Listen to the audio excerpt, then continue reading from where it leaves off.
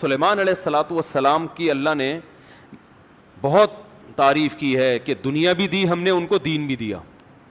دین تو سارے پیغمبروں کو ملا، مگر سلیمان علیہ السلام کو جیسی دنیا ملی ایسی نہ ان سے پہلے کسی کو ملی نہ ان کے بعد کسی کو ملے گی. اتنی دنیا اللہ نے سلیمان علیہ السلام کو دی کہ سلیمان علیہ السلام نے اللہ سے دعا مانگی تھی، اللہ مجھے ایسی بادشاہت دے کہ میرے بعد کسی کو نہ ملے. تو بس یہ تو انتہا ہو گئی نا بھائی، قیامت تک کسی کو نہ ملے، ایسے پاکستان کے کسی صدر کو بھی نہ ملے، ایسی حکومت چاہیے. حکومت مراد یعنی اتنے وسائل چاہیے. تو اللہ نے سلیمان علیہ السلام کے ماتحت ہواؤں کو کر دیا، اور سمندر کے ہیرے جواہرات جو بھی قیمتی پتھر تھے وہ جنات نکال کے لاتے تھے، جنات کو تابع بنا دیا. اتنی زبردست حکومت. لیکن موت کا منظر بڑا عجیب. میں پہلے سوچتا تھا یا اللہ تو نے سلیمان علیہ السلام کو اس طرح سے کیوں موت دی ہے؟ لاٹھی ہاتھ میں، اپنی شاہی کرسی پہ بیٹھے ہوئے، اور جنات کے ذریعے تعمیرات کروا رہے ہیں عمارتوں کی.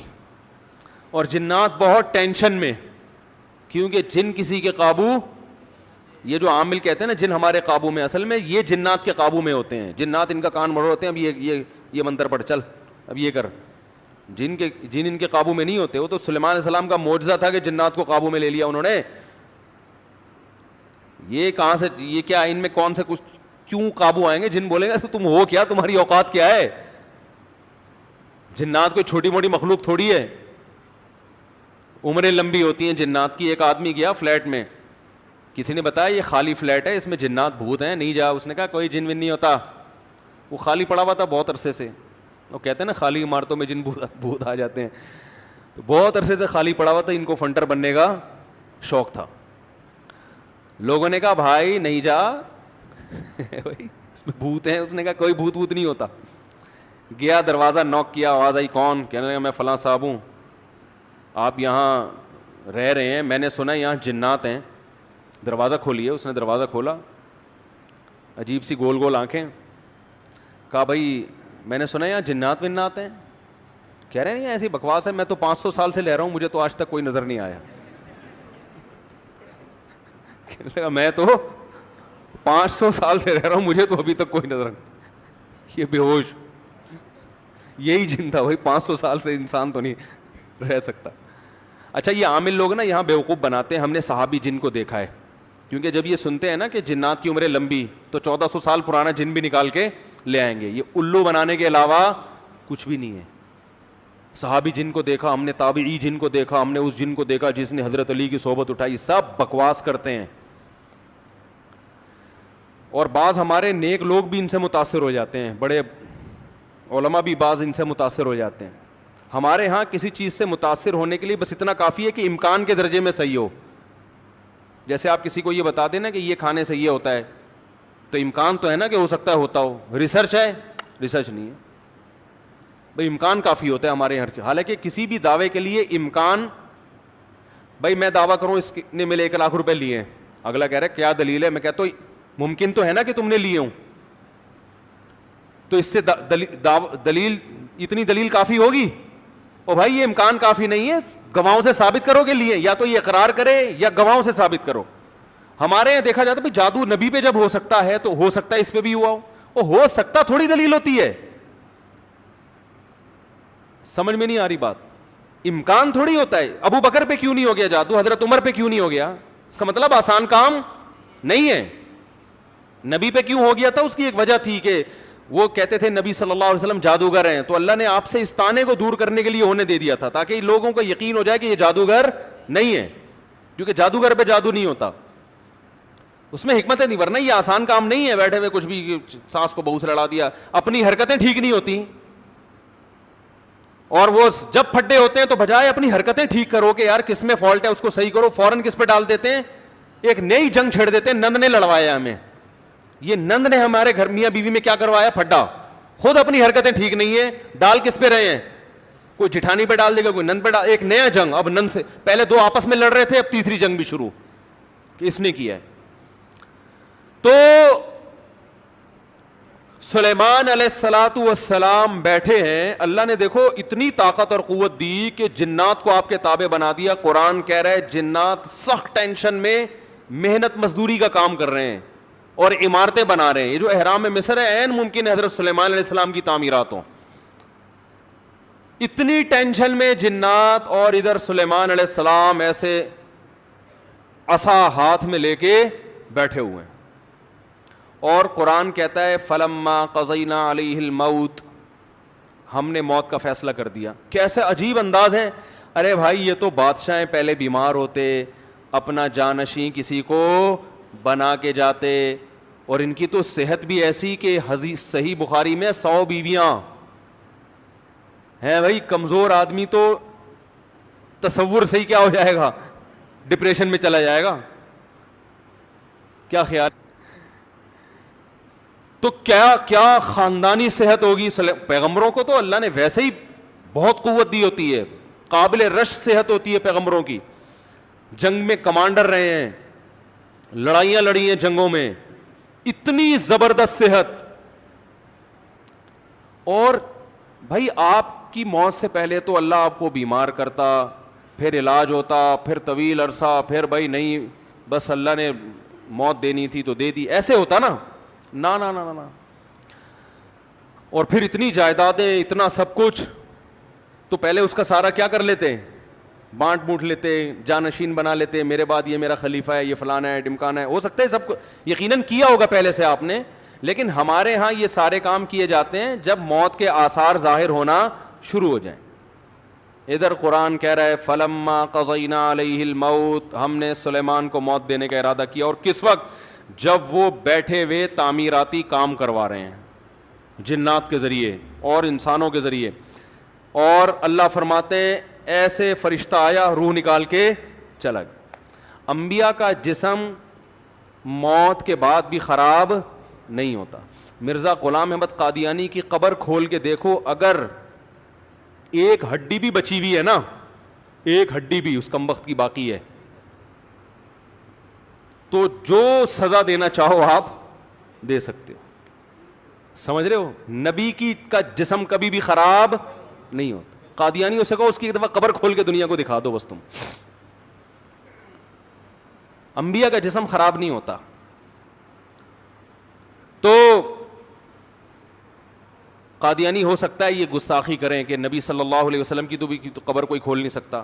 تو بھائی نبی صلی اللہ علیہ وسلم کو ہم بھی نبی مانتے ہیں اور آپ بھی نبی مانتے ہیں, اور آپ پر تو اجماع ہے, بلکہ اس کو تو غیر مسلم بھی مانتے ہیں کہ آپ کی باڈی خراب نہیں ہوئی ہے, اس لیے کہ آپ صلی اللہ علیہ وسلم کے جسد اطہر کو قبر مبارک سے نکالنے کی بہت زیادہ کوششیں ہو چکی ہیں ماضی میں, غیر مسلموں نے کی ہیں سرنگیں بنا بنا کے. اس کا مطلب ان کو بھی پتا تھا کہ جسم کیا ہے, سلامت ہے. تو انبیاء کا جسم کبھی بھی خراب نہیں ہوتا. تو قرآن کہہ رہا ہے ادھر ٹیک لگا کے بیٹھے ہوئے سلیمان علیہ السلام, جسم سے روح نکلی ہے, اور پتہ نہیں کتنے دنوں تک اسی طرح ایسے ہی رہے ہیں. وہ چونکہ اس طرح سے ٹیک لگی ہوئی تھی کہ گرے نہیں ہیں. اب دیمک نے کھانا شروع کیا سلیمان علیہ السلام کی لاٹھی کو. ما دلہم علی موتہ الا دابۃ الارض تأکل من سأتہا. اللہ فرماتے ہیں زمین پر رینگنے والے کیڑے نے جب لاٹھی کو کھانا شروع کیا ہے, تو کتنے دن لگتے ہیں کیڑے کو لاٹھی کو کھانے میں.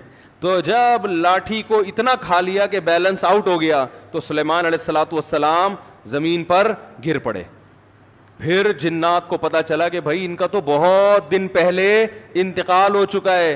اللہ فرماتے ہیں کہ اگر جنات کو پہلے سے پتا ہو جاتا کہ ان کی موت واقع ہو چکی ہے, ما لبثوا فی العذاب المہین, تو اتنی سخت ٹینشن میں جو انہوں نے دن گزارے اس ٹینشن میں وہ دن نہیں گزارتے. جیسے ہی جنات کو پتا چلا کہ ان کا انتقال ہو گیا, جس نے جہاں اینٹ لگائی تھی نا وہیں چھوڑ کے بھاگ گیا. ان کو پتا تھا قیامت تک کوئی عامل کا باپ بھی مجھے قابو نہیں کر سکتا. جو کنسٹرکشن کا کام جہاں تک تھا نا وہیں سے جنات نکل لیے. ورنہ سلیمان علیہ السلام 2-4 عاملوں کے ذمے لگا کے چلے جاتے, بھائی میں کسی بھی وقت دنیا سے جا چکا ہوں, جا سکتا ہوں, تو ان کو ذرا پکڑ کے واپس لانا, جو 2-4 اینٹیں رہ گئی وہ تو لگا دیں ہیں بھائی. یہ قرآن کے الفاظ بیان کر رہا ہوں. ما لبثوا فی العذاب المہین. اللہ فرماتے ہیں کہ جنات کو پہلے سے پتا ہوتا نا کئی دن پہلے ان کا انتقال ہو چکا ہے تو یہ اتنی سخت ٹینشن میں نہ ہوتے. وہ تو یہی دیکھ رہے ہیں ہماری نگرانی کر رہے ہیں ایسے, کیونکہ چہرہ بھی بالکل اسی طرح, چہرے پہ رونق اسی طرح جیسے زندگی کے آثار ہوتے ہیں, بالکل وہی کنڈیشن. سوال پیدا ہوتا ہے, دیکھو اللہ کے ہر کام میں حکمت ہوتی ہے کہ نہیں ہوتی؟ دیکھو ہمارے نبی صلی اللہ علیہ وسلم نے میدان جنگ میں شہادت کی بہت تمنا کی ہے, لیکن آپ کو میدان جنگ میں شہادت نہیں ملی کیونکہ حکمت کے خلاف ہو جاتا. لَوَدِدتُّ أَنْ أُقْتَلَ فِي سَبِيلِ اللَّهِ ثُمَّ أُحْيَا ثُمَّ أُقْتَلَ ثُمَّ أُحْيَا ثُمَّ أُقْتَلَ ثُمَّ أُحْيَا ثُمَّ أُقْتَلَ. آپ صلی اللہ علیہ وسلم نے فرمایا میری یہ خواہش ہے, میری یہ چاہت ہے. لَوَدِدتُّ کا معنی ہوتا ہے بہت زیادہ چاہت. لَأَحْبَبْتُ نہیں فرمایا, لَوَدِدتُّ. مودت محبت سے اوپر کا درجہ ہے. میری بے پناہ خواہش ہے کہ میں اللہ کے راستے میں اقتلو قتل کر دیا جاؤں, پھر زندہ کیا جاؤں, پھر اللہ مجھے میدان جنگ میں جانے کا موقع دے, پھر قتل کیا جاؤں, پھر زندہ کیا جاؤں, پھر قتل کیا جاؤں, پھر زندہ کیا جاؤں, پھر قتل کیا جاؤں. یعنی یہ شہادت اتنی پیاری چیز ہے کہ مجھے ایک دفعہ نہیں چاہیے, کم سے کم 4 دفعہ چاہیے. یہ جتنی تمنا نبی صلی اللہ علیہ وسلم کی. ظاہر ہے آپ خود دیکھو, جو اللہ کے لیے جان دے رہا ہو اور وہ ربی غیرت والا ہو تو وہ چھوڑ دے گا ایسے ہی؟ جان دینے سے بڑھ کر دنیا میں کوئی قربانی نہیں ہے. لوگ دعویٰ کرتے ہیں نا محبوب کے لیے کہ میں تمہارے لیے جان دے سکتا ہوں, یہ سب سے بڑا دعویٰ ہوتا ہے. دے نہیں سکتا وہ. محبوبہ کے چہرے پہ تھوڑی سی جھریاں آنے دو, پھر دیکھو کیا, پھر یہ جو 500 روپے بیلنس کے لیے دے رہا ہے یہ بھی نہیں دے گا. لیکن جو اللہ کے لیے جان دے گا میرے بھائی, تو اللہ تو جواد اور کریم بھی ہے, وہ تو تھوڑے پہ بہت نوازتا ہے. تو اللہ کے نبی نے فرمایا ایک دفعہ شہادت نہیں چاہیے, اتنی قیمتی چیز ایک دفعہ. اور نبی صلی اللہ علیہ وسلم نے فرمایا دیکھو اس لیے میں کہتا ہوں جو بارڈر پہ ہمارے فوجی لڑ رہے ہیں نا, ان کی قدر کیا کرو. یہ ہماری زندگیوں کے محافظ ہیں, جو ہمارے ملک کے محافظ ہیں, وہ ہمارے ایمان کے اور ہمارے دین کے محافظ ہیں یا نہیں ہیں؟ تو کافر تو کھا کے ختم کر دے ہمیں 2 منٹ کے اندر. جو شہادت دینے والا ہے اس کو ہلکا مت سمجھو. جو بھی جہاں بھی اللہ کے لیے لڑ رہا ہے, مسلمانوں کا دفاع کر رہا ہے, اللہ کے ہاں اس کا مقام ہلکا نہیں ہے, بہت بڑا مقام ہے. ہم تو باتیں کر رہے ہیں, جو پریکٹیکلی لڑ کہیں بھی ہو دنیا میں, جو بھی اللہ کے لیے لڑ رہا ہے, تو اللہ کی نظر میں اس کا مقام کم نہیں ہے, بہت بڑا مقام ہے. تو نبی صلی اللہ علیہ وسلم نے فرمایا قیامت کے دن شہید کو لایا جائے گا, اسے جنت کی نعمتیں دی جائیں گی. اللہ اس سے پوچھیں گے بچا تجھے کچھ اور چاہیے؟ وہ کہے گا اللہ تو نے ساری نعمتیں مجھے دے دیں, جنت میں حوریں مل گئیں, شہد کی نہریں مل گئیں, دودھ کی نہریں مل گئیں, اور کیا چاہیے؟ الم تبیض وجوہنا, تو نے ہمارے چہروں کو کیا کر دیا؟ سفید. اللہ کہے گا پھر بھی؟ تو کہے گا ایک تمنا ہے اگر تو دے سکتا ہے. یعنی دے سکتا کا مطلب تیرے قانون کا حصہ ہے کہ تو وہ دے گا لوگوں کو. وہ تمنا یہ ہے کہ اللہ دنیا میں دوبارہ بھیج, دوبارہ تیری راہ میں لڑوں اور دوبارہ قتل کیا جائے مجھے, کیونکہ جو تیری راہ میں مرنے کی لذت تھی وہ لذت جنت میں حاصل نہیں ہو رہی. وہ ایک الگ ہی چیز ہے نا. یہ احساس انسان کو بڑا کر دیتا ہے کہ میں کس کے لیے جان دے رہا ہوں؟ اللہ کے لیے. تو وہ مزہ نہیں ہے. یہ جسمانی لذتیں ہیں جو جنت میں آ رہی ہیں, وہ لذت تھی روحانی, وہ لذت نہیں ہے. تو 4 دفعہ نبی صلی اللہ علیہ وسلم نے شہادت کی تمنا کی ہے کہ بار بار یہ عمل ہو, اور آخر ختم کس پر کیا؟ ثم اقتل. ہم ہوتے ہم کہتے ہیں اللہ میرا دل چاہتا ہے میں تیری راستے میں قتل کیے جاؤں, پھر شہید کیے جاؤں, پھر قتل کیے جاؤں, قتل کیے جاؤں, پھر زندہ کیے جاؤں, پھر قتل کیے جاؤں, پھر زندہ کیے جاؤں, پھر قتل کیے جاؤں, پھر زندہ کیے جاؤں, پھر قتل کیے جاؤں, پھر زندہ کر کے چھوڑ دیا جاؤں. اینڈ کہاں ہوتا ہمارا بھائی؟ ہے بھائی کہ پھر 4 دفعہ شہادت کا ثواب حاصل کر کے پھر اپنی لائف کو میں کیا کروں گا بھائی؟ انجوائے کروں گا. نا نا نا نا نا. نبی نے ختم کہاں کیا؟ بولو بھائی, قتل پہ. اینڈ کیا ہونا چاہیے؟ تیری راہ میں قتل, تیری راہ میں قتل, انجام یہاں ہونا چاہیے. اس کے باوجود آپ صلی اللہ علیہ وسلم کو میدان جنگ میں شہادت نہیں ملی. آپ کی موت شہادت سے ہی ہوئی ہے, اس لیے کہ وہ یہودی نے زہر پلایا تھا تو اس کے آثار تھے کہ آخر وقت میں آپ پر بخار آیا. لیکن جو میدان جنگ کی شہادت ہوتی ہے نا, جس کی نبی تمنا کر رہے ہیں, وہ والی شہادت نہیں ملی. کیوں؟ حکمت تھی کہ اگر آپ کی میدان جنگ میں شہادت ہوتی تو غیر مسلم کافر یہ کہتے کہ آپ اپنے مشن کو مکمل کیے بغیر دنیا سے چلے گئے. تو آپ آخری نبی ہیں, آخری نبی جب تک اپنے مشن کو مکمل نہیں کر لیں گے تو اس وقت تک آپ پر موت واقع نہیں ہو سکتی. اور یہ طبعی موت میں ہو سکتا ہے, کیونکہ جب طبعی طور پر انسان کی موت واقع ہوتی ہے اس کو وصیت کا موقع ملتا ہے, اسے سب جو ہے نا سارے کام کرنے کا, سمیٹنے کا موقع ملتا ہے.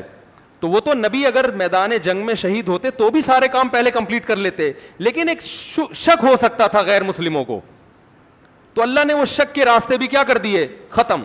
کہ آپ کو کئی دن بیمار کیا گیا, جو جو وصیتیں آپ نے کرنی تھی کر لی, اور ہمیں اطمینان ہو گیا کہ اب جو کام رسول اللہ صلی اللہ علیہ وسلم نے کرنا تھا, جو وصیتیں کرنی تھی کہ میرے بعد میرا جانشین کون ہوگا, اور وہ ساری فائلیں آپ صلی اللہ علیہ وسلم کمپلیٹ کر کے گئے ہیں, سارے کام مکمل کر کے گئے ہیں.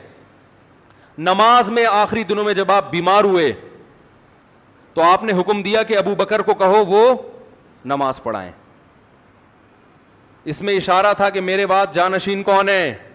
دیکھو سفر میں آپ صلی اللہ علیہ وسلم قضائے حاجت کے لیے گئے, جماعت کا وقت ہو گیا تو دوسرے صحابی نے نماز پڑھا دی, ایسا ہوا ہے؟ ابی ابن کعب رضی اللہ تعالیٰ نے نماز پڑھائی, لیکن یہ نماز یہ اپنا مسلح حوالے کرنے والی نماز نہیں تھی. یہ تو کوئی بھی امام کی جگہ کھڑا ہو سکتا ہے نا, امام کو کوئی عذر ہے. سفر میں ایسا ہے, آپ صلی اللہ علیہ وسلم سفر میں قضائے حاجت کے لیے تشریف لے گئے, پیچھے نماز کا ٹائم تھا تو حضرت ابی ابن کعب نے نماز پڑھائی, اور جب نبی تشریف لائے تو انہی کی اقتدا میں آپ نے نماز بھی پڑھی. مگر اس سے یہ ثابت نہیں ہوتا کہ آپ کے بعد آپ کے جانشین کون ہیں, یہ صحابی ہیں, نا نا نا. لیکن جب مرض موت میں مستقل امام بنانے کی ضرورت ہے کہ اب آپ بیمار ہو گئے ہیں, تو صحابیات کہہ رہی ہیں, نبی نے فرمایا مرو ابا بکر فلیصلی بالناس, ابو بکر سے کہو کہ لوگوں کو نماز پڑھائیں.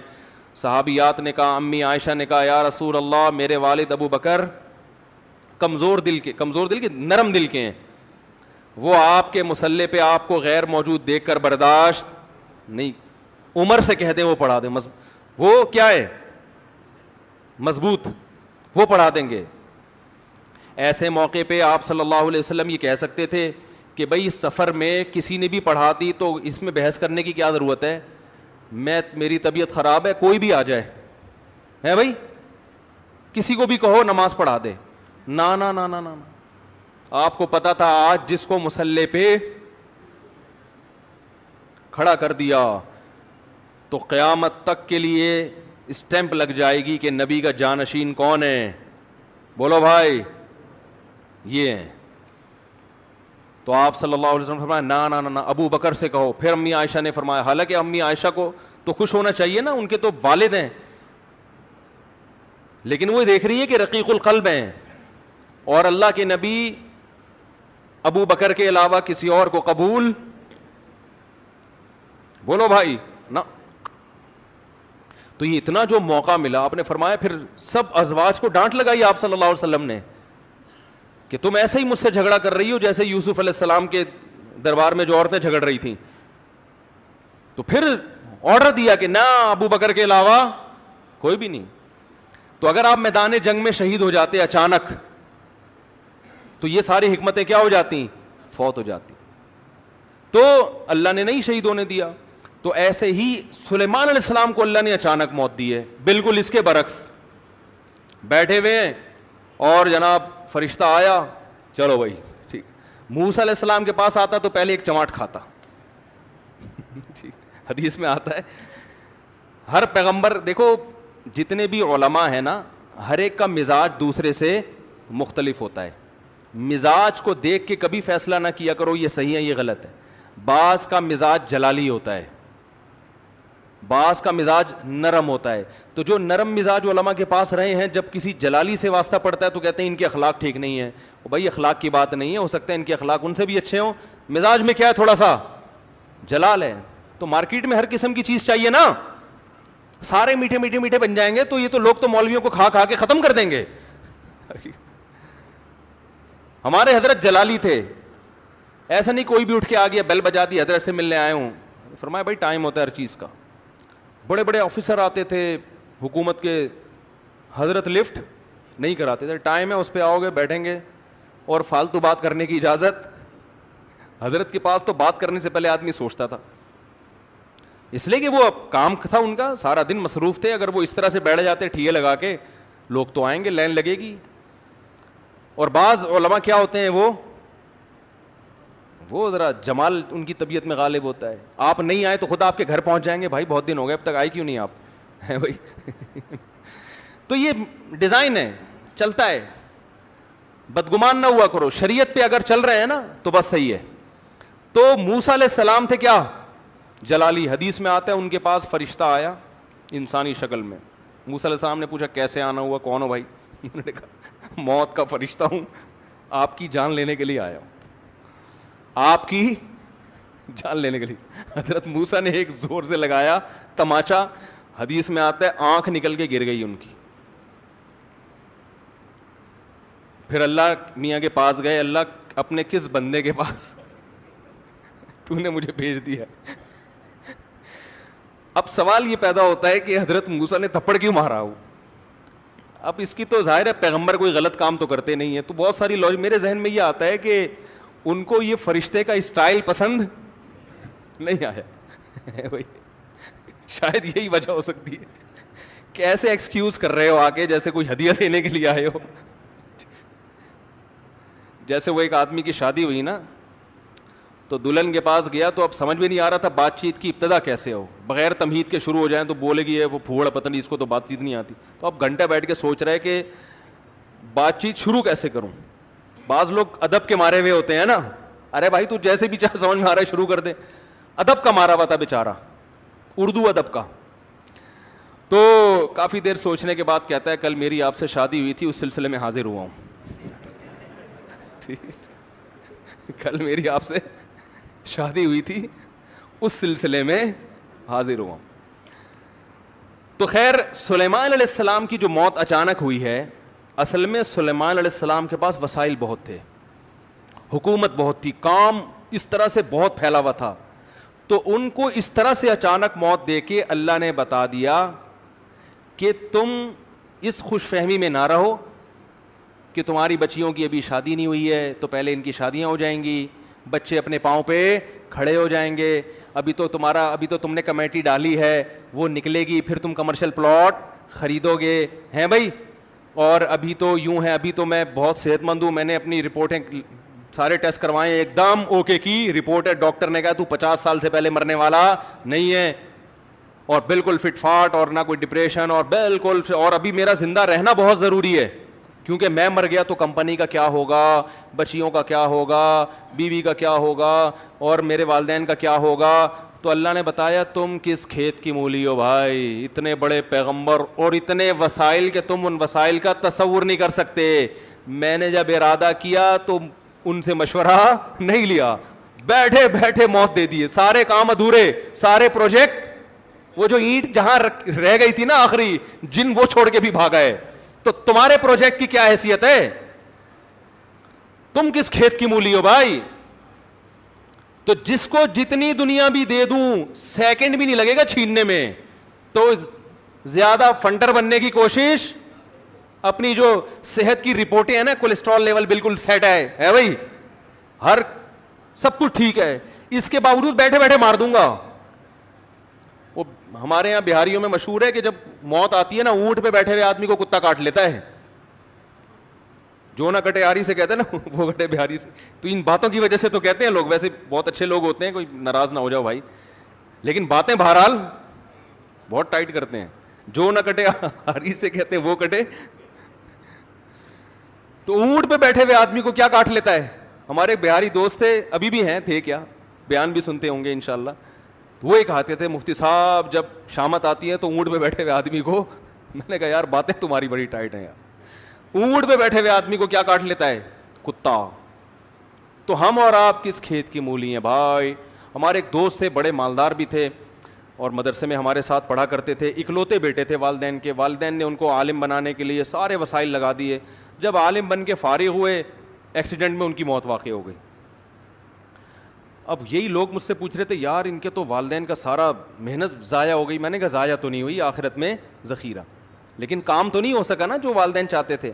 میں نے کہا بھائی اللہ کہہ رہے ہیں ان کی موت میں کیا حکمت ہے؟ میں نے کہا ان کی موت میں یہ حکمت ہے, اللہ نے بتا دیا میں کسی کو کسی بھی وقت مار سکتا. کوئی بھی کسی بھی ٹائم پہ دنیا میں جا سکتا ہے, چاہے ملک کا بیڑا غرق ہو جائے, گھر کا بیڑا غرق ہو جائے, یا سارے کاروبار کا بیڑا غرق ہو جائے, تعلیم ادھوری رہ جائے, کچھ بھی ہو جائے, سارے پروجیکٹ کی ایسی کی تیسی ہو جائے. اس لیے اللہ کو اپنے حساب سے مت چلاؤ, اپنے آپ کو اللہ کے حساب سے چلانا شروع کر دو. موت کو اپنے حساب سے مینیج مت کرو, موت کے حساب سے خود مینیج ہو جاؤ. پہلے سے وصیتیں لکھ کے رکھو, اگر یہ اینٹ لگنے سے پہلے میں مر گیا تو کیا ہوگا, یہ